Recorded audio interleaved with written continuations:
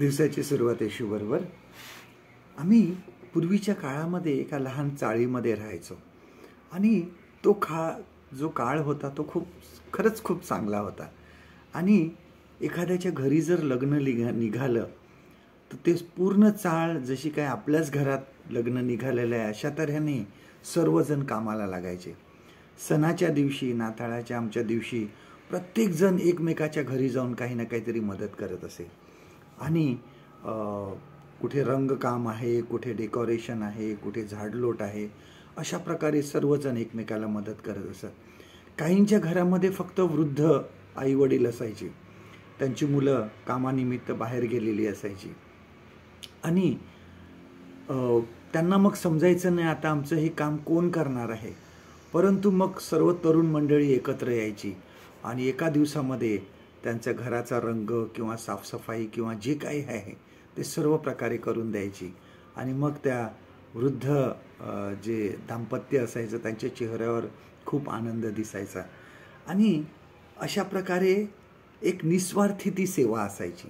काही मिळेल अशा भावनेने ते तेव्हा कधी काम केलं नाही. यशायाचं 58वा अध्याय बघा, आयझाया चॅप्टर 58. ह्यामध्ये उपासाचे योग्य आपण कशा प्रकारे पालन करावे ह्याबाबत सांगितलेलं आहे. आणि त्यामुळे आपले अशाच प्रकारे ही निस्वार्थी सेवा करण्यासाठी यशायाच्या ह्या अध्यायामध्ये सांगितलेलं आहे की निस्वार्थी सेवा करा, गोरगरिबांना अन्न द्या, जे दुःखी आहेत त्यांना आधार द्या. आजही आमच्या आजूबाजूला अनेक लोक आहेत की ज्यांना अशा आपल्या मदतीची, सेवेची गरज आहे आणि आम्ही त्यांची अशा प्रकारे मदत करू शकतो. देव अशा लोकांना आशीर्वादित करतो. बघा, यशायाचा 58वाच अध्याय आहे, आयझाया चॅप्टर 58, आणि त्याच्या 10व्या वचनांपासून पुढे वर्सेस 10 ऑनवर्ड्स ह्यामध्ये परमेश्वराने सांगितलेलं आहे. परमेश्वराचं वचन असं सांगतं की अशा लोकांना ज्यावेळेस तुम्ही निस्वार्थीपणे सेवा करता तो तुम्हाला आशीर्वादित करतो. देवाचं वचन असं सांगतं की तो मनुष्य न कधी आटणाऱ्या झऱ्यासारखा होईल.